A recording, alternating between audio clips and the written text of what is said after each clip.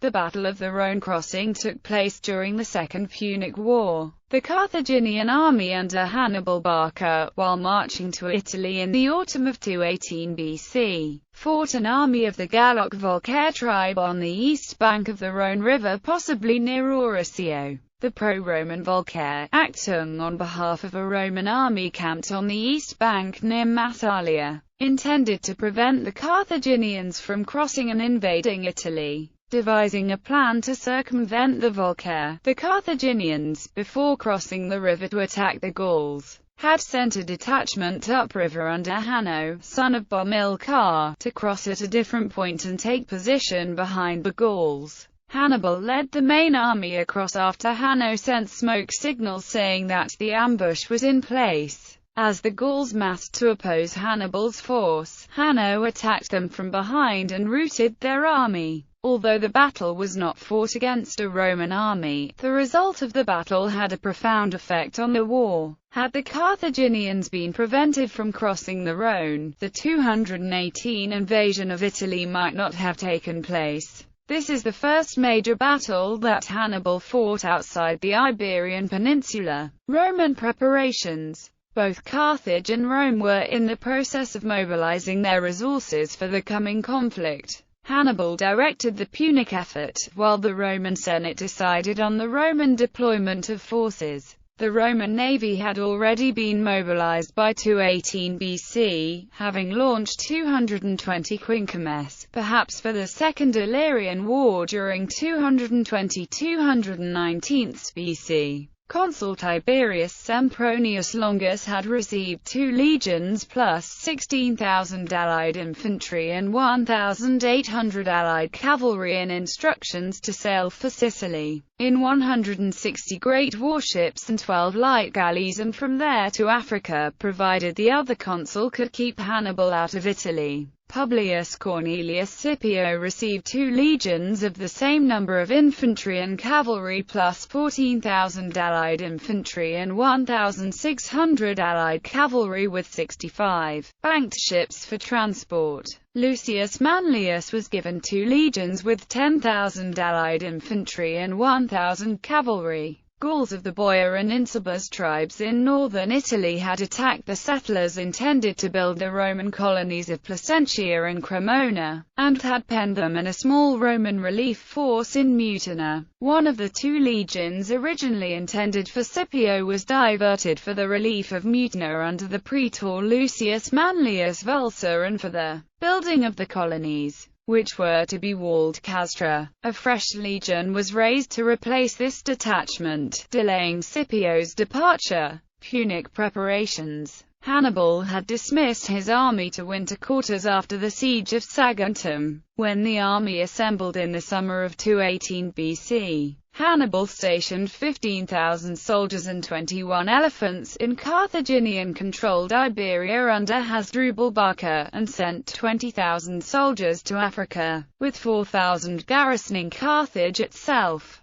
The army that marched for Italy from Cartagena is supposed to have numbered 90,000 foot and 12,000 cavalry, and 37 elephants. The elephants come from Apane. There is no mention of the elephants by Polybius or Livy, so it has been speculated that the elephants may have been carried to Emporii by sea. The Iberian contingent of the Punic navy numbered 50 quinquemes and 5 triremes, which remained in home waters. Carthage mobilized at least 55 quinquemes for immediate raids on Italy and Sicily. Prelude. Hannibal marched from Cartagena in May, divided his army into 3 columns, crossed the Ebro and subdued the area between the Pyrenees, Ebro and Sickle rivers after a 2-month-long campaign. Before crossing the Pyrenees, Hannibal left Hanno with 11,000 soldiers to guard the newly conquered area, along with all the heavy baggage, and released 10,000 reluctant soldiers from the invasion. Hannibal had used diplomacy to pacify the Gallic tribes beyond the Pyrenees, and his march was not contested until the Carthaginians reached the territory of the Volcae on the banks of the Rhone by late September.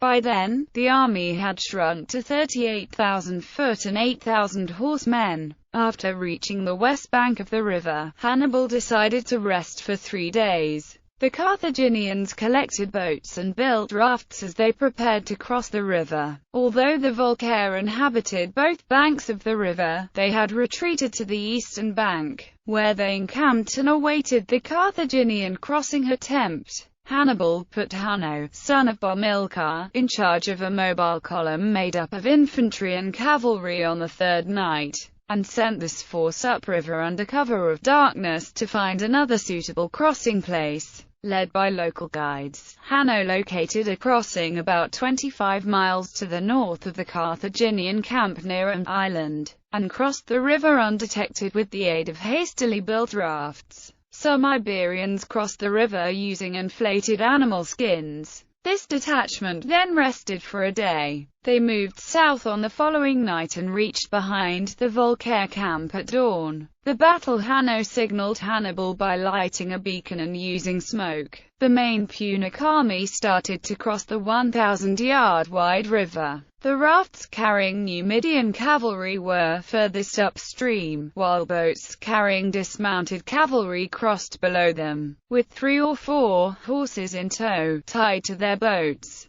These took the brunt of the river's current and the mobile infantry and canoes were placed below them. Some soldiers may have crossed the river by swimming. Hannibal himself was among the first to cross, and the rest of the Carthaginian army assembled on the western bank to cheer their comrades while they waited their turn to cross. The Gauls, seeing the boats being launched, massed on the eastern riverbank to oppose the Carthaginians. Battle was soon joined on the eastern shore and the Carthaginians managed to establish a foothold. Hanno, timing his attack, sent part of his force to set the Volcae camp on fire while the rest of his force fell on the rear of the Gallic army just as Hannibal's group established a foothold. Some of the Gauls then moved to defend the camp, while some immediately took flight. Soon the whole enemy force was scattered and driven off. Aftermath: the majority of the Carthaginian army crossed the river on the day of the battle using rafts, boats and canoes in relays. Hannibal took measures to have his elephants ferried across the river the following day by ingenious means. Either the elephants were ferried across on rafts covered by dirt, or they swam across.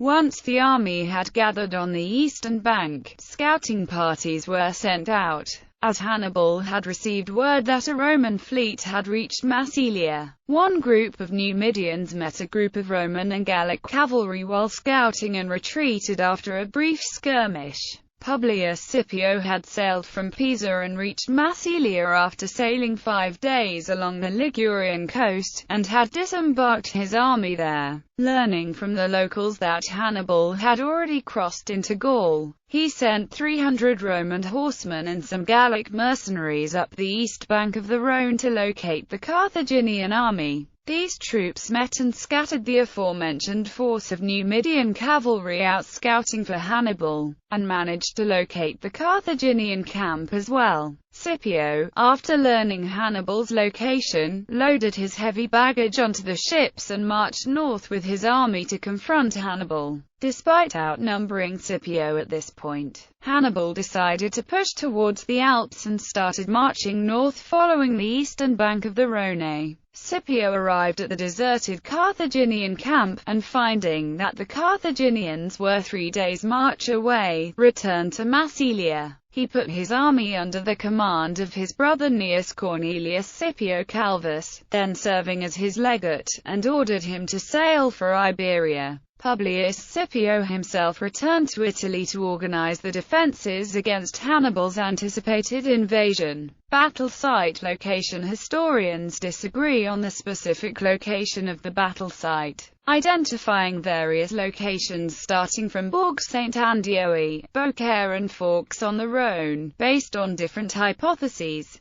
Polybius identified the battle site as being 4 days' march from the sea. Assuming a 12 to 16 kilometers march limit per day for the Carthaginian army, the site is likely between Avignon and Orange, upstream of the Durance River, based on the probable ancient coastline, which has advanced further south because of silting from the Rhone since 218 BC. Hannibal's vanishing soldiers. Hannibal might have mobilized 137,000 soldiers before setting out for Italy. Hannibal's army numbered 59,000 soldiers when he crossed the Pyrenees. It seems that 22,000 soldiers had vanished since crossing the Ebro, without any information being available about their specific fate. On the Rhone, Hannibal had 46,000 soldiers available. Another 13,000 had disappeared, although the army had fought no battles between the Pyrenees and the Rhone. When the Carthaginian army finally reached Italy, it supposedly numbered 26,000. The Punic army had lost 75% of its starting strength during the journey to Italy. The cause of this drastic reduction is speculated as large-scale desertion by new recruits, high casualties suffered in Catalonia from direct assaults on walled towns, garrisoning of parts of Gaul, severe winter conditions faced on the Alps, and the unreliability of the figures given by Polybius. Hans Delbruck proposed another hypothesis. Hannibal had mobilized a total of 82,000 troops, not 137,000. After leaving 26,000 in Iberia, and releasing 10,000 prior to crossing the Pyrenees, he arrived in Italy with at least 34,000 soldiers. The balance was lost in battles or to the Alpine elements. The basis of this theory is Hannibal received no Iberian, African troops as reinforcements before 215 BC, when Bomilcar landed 4,000 Numidians at Lossi. At the Battle of Trebia, there is mention of 8,000 slingers and other light infantry of non-Celtic, Gaulish or Italian origins. Given that Hannibal had at least 6,000 cavalry, 20,000 heavy infantry and 8,000 light infantry before the Gauls joined him, a total of 34,000 troops when he reached Italy, which means that the Carthaginian army had still lost 25% of its starting strength on the march to Italy. Bibliography. Bagnall, Nigel. The Punic Wars. ISBN 0-312-34214-4. Baker, P. Hannibal. Cooper Square Press. ISBN 0-8154-1005-0. Cottrell, Leonard. Hannibal. Enemy of Rome. Da Capo Press. ISBN 0-306-80498-0. Delbruck, Hans. Warfare in Antiquity, Volume 1. University of Nebraska Press. ISBN 0-8032-9199-X. Goldsworthy, Adrian. The Fall of Carthage. Castle Military Paperbacks. ISBN 0-304-36642-0. Lancel, Serge. Hannibal. Blackwell Publishers. ISBN 0-631-21848-3. Lazenby, John Francis. Hannibal's War. A Military History. Norman. University of Oklahoma Press. ISBN 0-8061-3004-0. Peddy, John. Hannibal's War. Sutton Publishing Limited. ISBN 0-7509-3797-1. Further reading Dodge, Theodore A. Hannibal. Da Capo Press. ISBN 0-306-81362-9. Worry, John. Warfare in the Classical Age. Salamander Books Limited. ISBN 1-56619-463-6. Lancel, Serge. Carthage. A History. Blackwell Publishers. ISBN 0-8154-1005-0. Livius, Titus. The War with Hannibal. Penguin Books. ISBN 0-1404-4145-X.